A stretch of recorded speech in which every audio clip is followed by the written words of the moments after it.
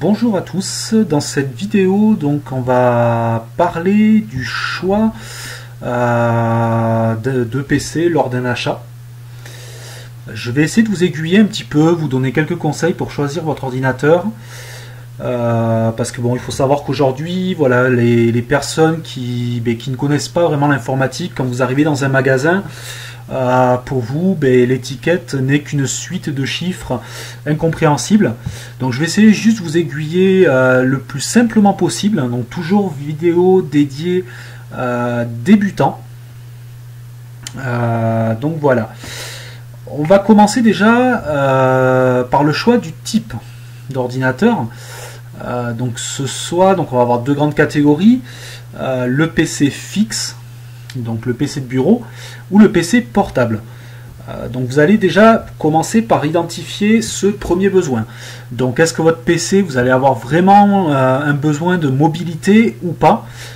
Certaines personnes achètent des PC portables pour les garder sur un bureau. Ils n'ont pas utilité d'un PC portable, mais ils prennent ça tout simplement parce que ça prend pas de place. Sincèrement, quand vous n'avez pas de soucis de mobilité, je vais quand même vous conseiller un fixe.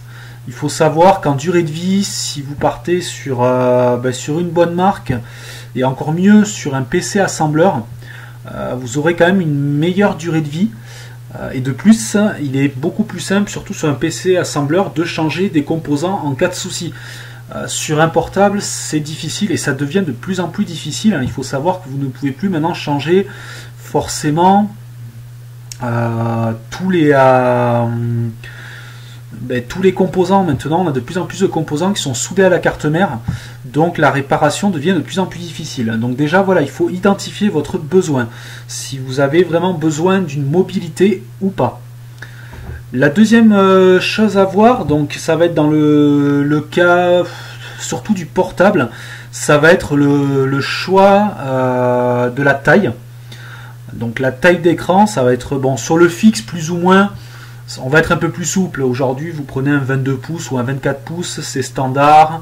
Par contre, sur un portable, il faut savoir qu'il faut trouver un bon compromis entre la taille pour le transport et le confort visuel pour vous. Donc n'hésitez pas dans les magasins à voir, à tester, à voir vraiment l'écran qui vous convient le mieux, si c'est pas trop petit. Faites attention, souvent on a tendance à partir sur des écrans un peu trop grands, surtout quand on n'a pas l'habitude des PC portables. Donc essayez quand même de voir ce qui vous convient le mieux et de concilier, on va dire, la taille et le poids, ainsi que le confort visuel. Donc voilà, donc la taille est assez importante. Après, au niveau des configurations, vous allez avoir donc plusieurs gammes de processeurs, de mémoire et de disques durs. Plus ou moins, c'est les trois données qu'on vous donne dans les magasins. Donc à quoi correspondent un petit peu ces données-là? Alors au niveau du processeur, c'est un petit peu dur quand vous n'avez pas la connaissance de vous donner une idée. Aujourd'hui, voilà, si vous avez une utilisation standard d'un PC, c'est-à-dire regarder des photos, aller sur internet, regarder des vidéos, aujourd'hui, voilà, moi je vais vous conseiller de partir sur du Pentium ou de l'Intel Core i3. Ce sont des processeurs qui sont parfaits pour de l'utilisation bureautique. Au-delà, voilà, certains vendeurs vont vous conseiller du i5 en vous disant que c'est plus rapide, du i7 aussi. Sincèrement, si vous n'avez pas l'utilité de gros processeurs, que vous ne faites pas d'applications qui demandent beaucoup de ressources au niveau du processeur, voilà, sur de la navigation internet, que vous soyez en i3 ou en i7, vous n'allez y voir aucune différence. Vous aurez juste payé un petit peu plus cher votre PC pour pas grand chose, sans compter que si vous êtes parti sur un portable, ça va vous amener plus d'inconvénients que d'avantages, parce qu'un gros processeur du coup va plus chauffer et vous allez avoir moins d'autonomie. Donc voilà, le Core i3 Pentium M sont des bons processeurs. Vous allez trouver aussi du Celeron, donc Intel Celeron, Voilà, si vraiment vous avez qu'un tout petit budget, allez-y. Sinon, je vais quand même vous conseiller d'aller un petit peu plus haut et voilà, d'investir au moins au minimum sur un Pentium. Sur les AMD, après, vous avez bon, les AMD E1 qui sont les petites gammes, mais vous avez les équivalents chez AMD. Personnellement, j'ai une préférence pour Intel. Après, je dis pas qu'il ne faut acheter que du Intel. Ensuite, le deuxième paramètre va être la mémoire RAM. Donc la mémoire RAM, c'est celle que vous voyez. Généralement, aujourd'hui, c'est 4 Go. Donc la mémoire RAM, c'est la quantité de mémoire du PC. Donc rien à voir avec le stockage de vos fichiers. C'est ce qui va faire le fait que vous puissiez en fait faire un petit peu du multitâche, c'est-à-dire plusieurs applications en même temps. Voilà, pour faire simple, la mémoire, c'est un petit peu le bloc-notes du processeur. C'est celle qui garde les informations sur le moment. Plus vous allez en avoir, plus elle va pouvoir gérer d'informations sur le moment. Donc ça, c'est pareil, ça va déterminer selon votre utilisation. Encore une fois, si vous faites une utilisation standard, c'est-à-dire de la bureautique, donc quand je parle de bureautique, c'est de l'internet, hein, de l'utilisation, on va dire classique, aller sur internet, faire des petits jeux Java sur internet, aller sur Facebook, regarder des photos, faire quelques petites retouches photos, de petits montages vidéo simples, un petit peu comme j'avais parlé dans mon autre vidéo avec Movie Maker. 4 Go de RAM vous suffiront amplement. Donc voilà, ces 4 Go est un bon standard. Et ensuite vous avez le disque dur.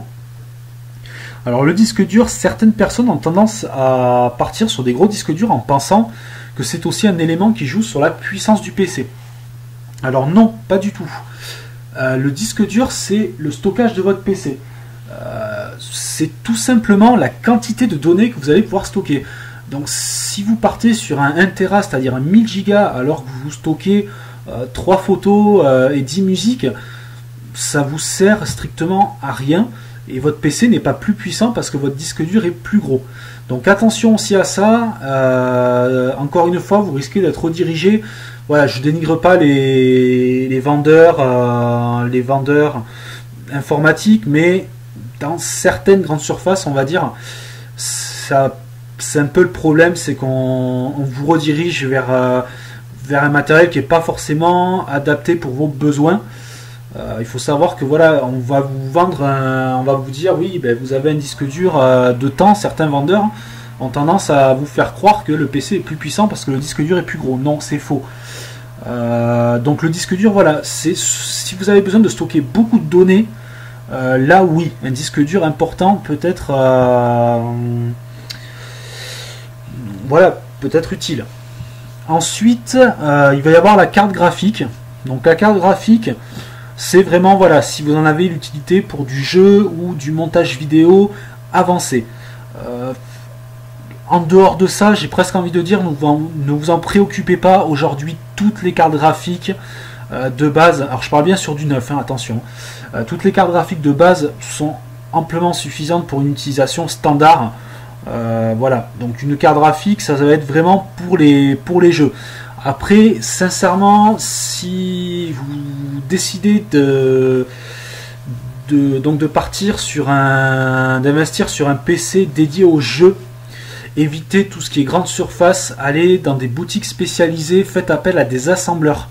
Donc des assembleurs, c'est quoi? C'est des sociétés qui vont vous monter votre PC pièce par pièce, personnalisé vraiment à l'utilisation dont vous avez besoin. Si vous tombez vraiment dans des boutiques professionnelles, la personne va vous dimensionner le PC selon vos besoins, selon, si, bon, dans une certaine limite, selon votre budget. Il faut pouvoir quand même concilier les deux.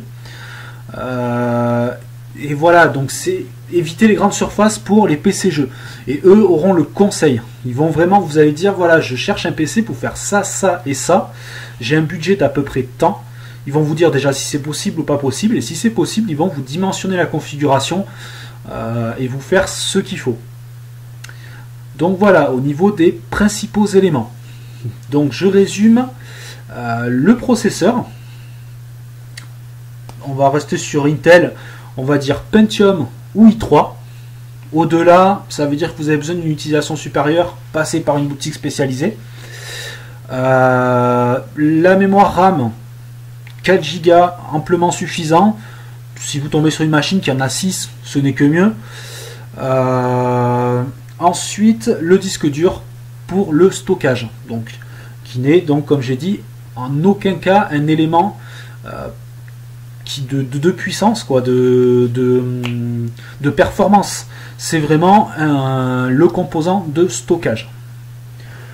Ensuite, au niveau des marques, alors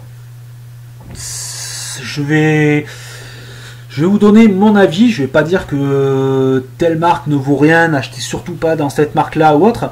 Je vais juste vous donner mon avis sur les marques déjà que j'ai l'habitude d'utiliser, parce que je fais de l'informatique depuis quelques temps. J'ai travaillé dans des sociétés où on a vendu pas mal de produits, donc j'ai pu me faire un petit peu un avis via les retours clients sur certaines marques.